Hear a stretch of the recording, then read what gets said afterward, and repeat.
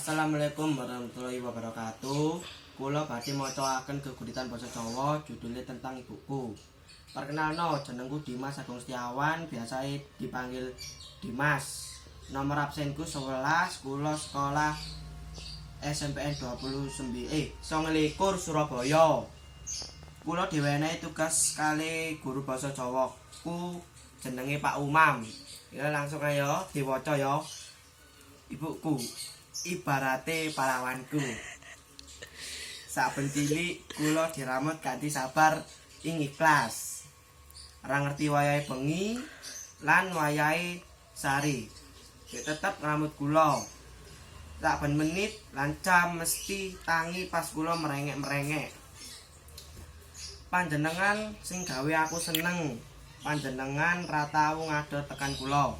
Matur nuwun panjenengan ngramut kula kanthi sabar.